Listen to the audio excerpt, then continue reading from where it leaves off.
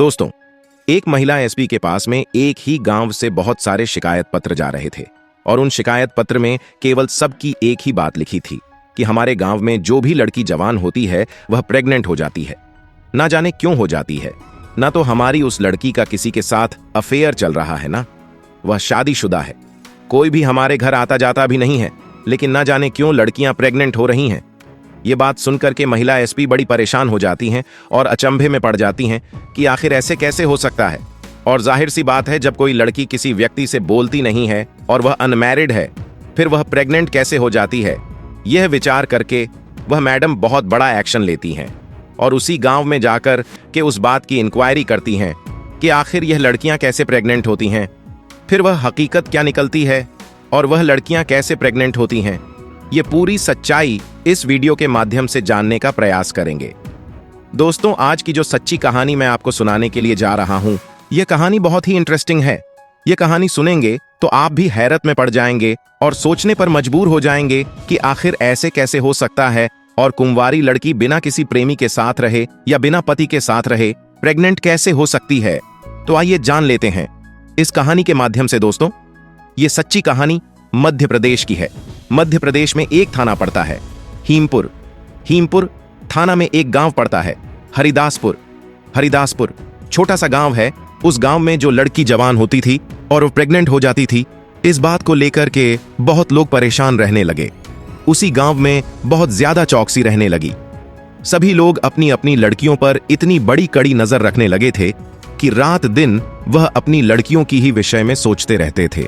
कभी घर से लड़कियों को अकेला नहीं जाने देते और ना ही किसी व्यक्ति को अपने घर में आने देते थे, क्योंकि उन्हें बस इसी बात का डर रहता था कि ऐसा ना हो कि हमारी बेटी भी प्रेग्नेंट हो जाए। लेकिन कोई भी घर नहीं आता था, ना ही लड़की कभी घर से अकेली जाती थी। लेकिन फिर भी एक दिन एक लड़की के पेट में दर्द उठता है और फिर वो हॉस्पिटल ले जाता है तो डॉक्टर उसे बताता है कि आपकी लड़की प्रेग्नेंट है। यह बात सुनकर वह व्यक्ति बहुत ज्यादा परेशान हो जाता है, रोने लगता है, जिसका नाम लाल सिंह था।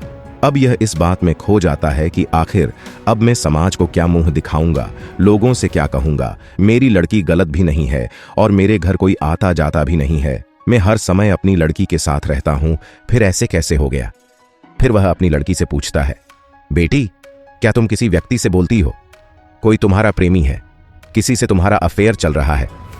वह लड़की रोने लगती है और कहती है, पिताजी, मेरा ऐसा कुछ भी नहीं है। और तुम्हें तो पता है, गांव में बहुत सारी लड़कियां जो जवान हो रही हैं, बस वही प्रेग्नेंट हो जाती हैं। तो फिर वह सभी बोलती है एक दूसरे से, किसी से उनका अफेयर चल रहा है। ऐसा कुछ नहीं है पिताजी, ना मेरा किसी से अफेयर चल रहा है। लेकिन मेरी यह समझ में नहीं आ रहा है कि आखिर मैं प्रेग्नेंट हूं तो हूं कैसे। इस बात को लेकर कि उस गांव में बहुत ज्यादा सतराटा छा जाता है। सभी लोगों के दिमाग में बस एक ही सवाल था कि आखिर इस समस्या का समाधान कैसे ढूंढा जाए। सभी लोग हैरान हैं, परेशान हैं और शाम को 7 बजाने से पहले ही अपने घर के दरवाजे बंद कर लेते हैं और अपनी लड़की का कड़ा पहरा लगा देते हैं। लेकिन इसके बावजूद भी जिस बात का उन्हें डर होता है, यही बात उनकी लड़कियों के साथ में हो जाती है। वही घटना घट जाती है। तब लाल सिंह अपने हाथ शिकायत पत्र लेकर के रोता हुआ अपनी बेटी को साथ लेकर के, जो शहर की महिला एसपी थी जिनका नाम संध्या चौधरी था, उनके पास पहुंचता है और रोने लगता है, हाथ जोड़ता है, कहता है कि मैडम जी, हम बहुत ज्यादा परेशान हैं और हम ही नहीं, हमारा पूरा गांव परेशान है।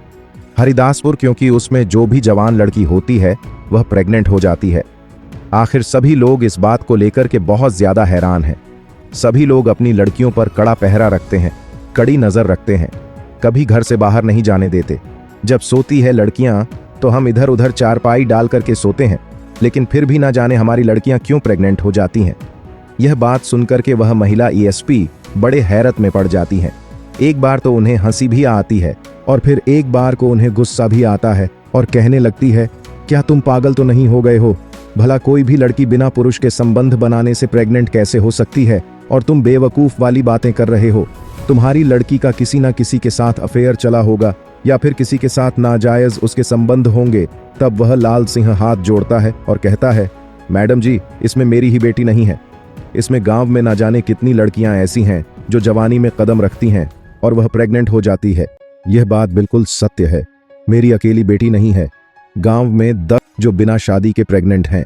यह बात जब यह महिला एएसपी सुनती है तो वह भी बहुत ज्यादा परेशान हो जाती है। सोचने पर मजबूर हो जाती हैं कि आखिर ऐसे कैसे हो सकता है, बिना पुरुष के संबंध बनाए लड़की गांव में प्रेग्नेंट क्यों हो रही है। तब वह थाने के लिए फोन करती हैं। थाने के एसएचओ से कहती हैं कि तुम हरिदासपुर में जाकर के इसकी इंक्वायरी करो और जानकारी झूठाओं की। आखिर जो लड़कियां प्रेग्नेंट हो रही हैं उनका कोई प्रेमी है, किसी से उनके नाजायज संबंध है। फिर पुलिस जाती है और इंक्वायरी करती है तो सभी लोग एकत्र हो जाते हैं और पुलिस के सामने अपने दुखड़े सुनाने लगते हैं और कहने लगते हैं कि साहब, अगर एक बेटी की बात हो तब हम मान भी जाते हैं कि हाँ बेटी हमारी गलत है, लेकिन जो भी लड़की हमारी जवान होती है और उसके पेट में दर्द होता है, हम उसका चेकअप कराते हैं हॉस्पिटल में ले जाकर के, तो फिर वह प्रेग्नेंट निकलती है। अगर एक ही बात होती तो मान लेते, लेकिन सभी लड़कियों का अफेयर कैसे हो सकता है? और फिर हम इतनी चौकसी रखते हैं, अपनी बेटी घर में रात दिन नजर रखते हैं, कभी घर से बाहर अकेले नहीं जाने देते। जब रात को सोते हैं तब हम उन्हें अपने पास सुलाते हैं और कोई हमारे घर आता जाता भी नहीं है। इसी चक्कर से हमारे गांव में एक ऐसा माहौल बन गया है कि हम ना तो किसी के घर जाते हैं और ना किसी को अपने घर बुलाते हैं। इसी बात के डर की वजह से पुलिस यह बात सुनकर कि बहुत ज्यादा परेशान हो जाती है और फिर पुलिस लौट करके चली जाती है। और फिर जो संध्या चौधरी एसपी होती हैं जिले की, उनसे पुलिस जाकर के कहती है, जो थाने के इंस्पेक्टर होते हैं वह कहते हैं, मैडम जी, हम भी इस बात को सुनकर के बड़े हैरत में हैं कि आखिर उस गांव के लोग सभी मिलकर के हमारे पास आए थे और उन्होंने कहा था कि हम अपनी लड़कियों पर बहुत ज्यादा पाबंदी रखते हैं और हमारी लड़कियों का किसी के साथ अफेयर भी नहीं है। और एक दो लड़की नहीं, उस गांव में 10-20 लड़कियां ऐसी हैं जो जवानी में कदम रखती हैं और प्रेग्नेंट हो जाती हैं। यह बात सुनकर के अब तो मैडम का भी दिमाग काम करना बंद कर देता है कि आखिर ऐसे कैसे हो सकता है। तब मैडम विचार करती हैं, जरूर तो कुछ बात होगी, या तो यह लड़कियां इस बात को छुपा रही हैं, या फिर जरूर इनका किसी के साथ अफेयर होगा, या फिर कोई और बात होगी। तभी वह मैडम कहती हैं, ठीक है, अगर तुम्हारे बस की बात नहीं है तो मैं स्वयं इस बारे में जानकारी जुटा लूंगी कि आखिर इन लड़कियों के साथ में ऐसा कैसे होता है। फिर महिला जो एसपी संध्या चौधरी होती है वह अपना भेष बदलती हैं और कंधे पर एक झोला टांग लेती हैं और ऐसे कपड़े पहन लेती हैं जैसे कि कोई मांगने वाली हो। उस हिसाब से यह मांगने वाली बन करके और उसी गांव में हरिदासपुर में पहुंच जाती है। सारे दिन इधर उधर वह घूमती रहती है। जैसे ही शाम होती है तभी उसी व्यक्ति के द्वार पर पहुंचती हैं, जो व्यक्ति उनके पास शिकायत पत्र लेकर के गया था, लाल सिंह। अब वहीं पर जब पहुंचती हैं, शाम होने वाली होती है। तब यह महिला एसपी जी भिखारिन भेष में थी। तब वह कहती हैं कि भैया, हमें रात्रि हो गई है और इतना टाइम हो गया है, हम अपने घर पहुंच भी नहीं पाएंगे, इसलिए आज रात अपने घर में हमें ठहरने के लिए थोड़ी जगह दे दो। तब लाल सिंह कहता है, चलो कोई बात नहीं, तुम तो महिला हो, अगर कोई पुरुष होता तो मैं अपने घर में नहीं रुकने देता, क्योंकि हम लोग बहुत ज्यादा परेशान हैं, ना जाने ऐसा हमारे साथ क्यों हो रहा है। तब यह कहती है, कोई बात नहीं, हम तो तुम्हारी बेटी के समान हैं, तो फिर हमसे आपको क्या डर है। तभी वह लाल सिंह महिला एसपी को भिखारी समझकर अपने घर में एक जगह पर चारपाई डाल देता है और कहता है कि आप इस पर सो जाइए, आपको जो भी खाना है मैं आपको यही ला करके दे दूंगा।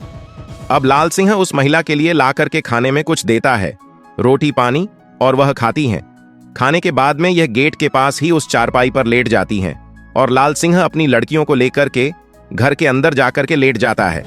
सभी लोग जब सो जाते हैं तो रात का 1 बज जाता है और मैडम चुपचाप उस घर से निकल करके आती हैं और गली में घूमने लगती है और यह देखने लगती हैं कि आखिर में यह देखूं कि नाइट में तो कोई व्यक्ति इन लोगों के घर में नहीं घुसता है। तभी वह इस तरह से गलियों में घूम ही रही थी। तभी उसे गांव के पास में एक झाड़ी थी और उस झाड़ी के पीछे एक बहुत बड़ा घर था, खंडहर पड़ा हुआ था, उसमें कोई व्यक्ति आता जाता नहीं था। तभी वह देखती हैं कि उसी खंडहर से 2 शराबी निकल करके आ रहे थे और उनके हाथ पैर सीधे नहीं गिर रहे थे और वह झूमते हुए उन गलियों में आने लगे। तभी यह मैडम उनको देख करके एक साइड में हो जाती है, एक दीवार की आड़ ले लेती है और वह क्या देखती है कि कुछ देर के बाद में जब एक जाता है तो वह मेन गेट के लिए खोल देता है। फिर वह दूसरा व्यक्ति भी घर के अंदर प्रवेश कर लेता है और फिर वहां से लगभग आधे घंटे के बाद वह घर से जैसे ही निकल करके व्यक्ति आता है, त्यों ही वह मैडम अपनी रिवॉल्वर उन व्यक्तियों के ऊपर तान देती है और कहती हैं कि अगर तुमने एक कदम बढ़ाया तो मैं तुम्हें यहीं गोली मार दूंगी, इसलिए चुपचाप यहीं खड़े रहो और तुम यह बताओ कि तुम लोग इस घर से निकल करके क्यों आए हो और इस घर में क्यों घुसे थे। ये बात सुनकर के वह व्यक्ति बड़े डर जाते हैं रिवॉल्वर देख करके, लेकिन जब उसकी हालत को देखते हैं कि यह तो कोई बेकार है तब ये कहते हैं कि इस भिखारीन के पास में रिवॉल्वर कहां से आई। तब यह उससे कहते हैं कि तुम हट जाओ, नहीं तो हम भी तुम्हें गोली मार देंगे। उनके पास कोई हथियार नहीं था, लेकिन फिर भी मैडम को धमका रहे थे। लेकिन मैडम उन्हें डराने के लिए एक पैर बचा करके मारती है। तभी वह लोग उसे पैर की आवाज सुनकर के डर जाते हैं और वहीं रुक जाते हैं। जब गोली की आवाज जब गांव के लोग सुनते हैं तो एकदम से जल्दी जल्दी उठ जाते हैं और सभी लोग यहीं पर एकत्र हो जाते हैं।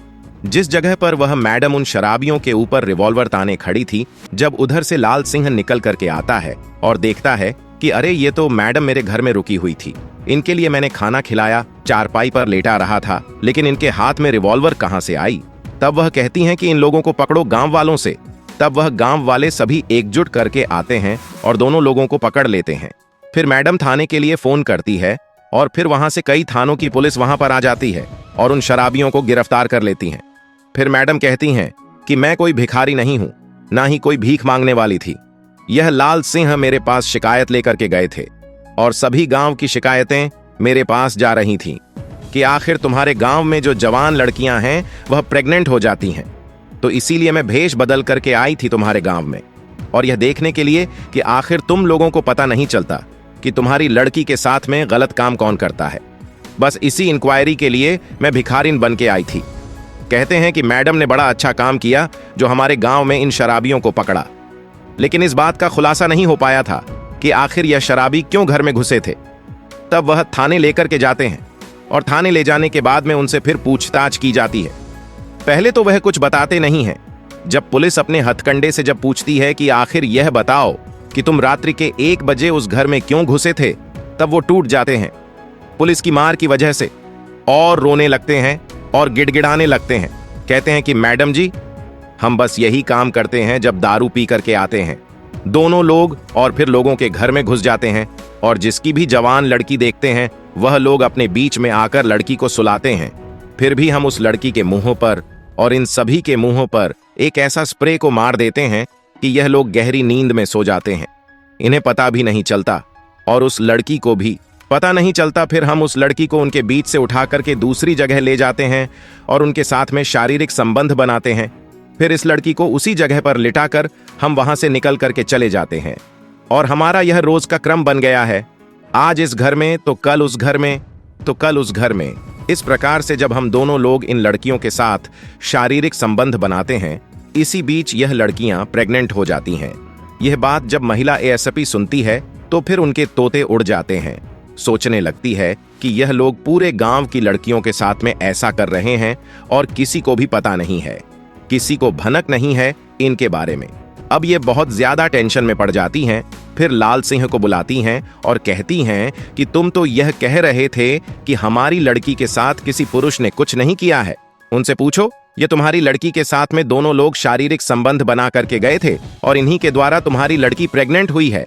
वह सारी बात को स्वीकार कर लेते हैं और फिर मैडम उनके खिलाफ कई धाराओं में मुकदमा दायर करती हैं, 376 और जो भी होता है घर में घुसने का, उन सभी धाराओं में मुकदमा दायर करके उन्हें जेल भेज देती है। इस प्रकार से मैडम ने उन गांव वालों की सारी समस्या का समाधान किया।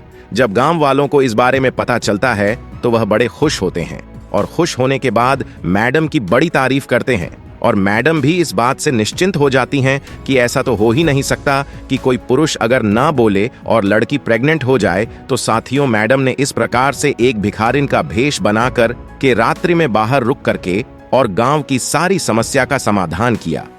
आप क्या कहना चाहते हैं? संध्या चौधरी के बारे में आप क्या कहना चाहते हैं?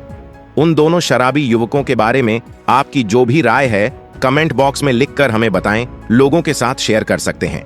वीडियो अगर अच्छा लगा हो तो वीडियो को लाइक और चैनल को सब्सक्राइब जरूर करें ताकि हमें थोड़ा बहुत हौसला मिले। आप लोगों के लिए ऐसे अच्छे अच्छे वीडियो बनाने के लिए इन कहानियों को सुनाने का उद्देश्य किसी को परेशान करना बिल्कुल भी नहीं है। ये कहानी आपको इसलिए सुनाई जाती है ताकि आप लोग इन कहानियों में से कुछ ना कुछ सीख सको और अपने जीवन में उस चीज को अप्लाई कर सको। मिलते हैं किसी अगली वीडियो में नए टॉपिक के साथ। तब तक के लिए जय हिंद, जय भारत। आप सभी का बहुत बहुत धन्यवाद।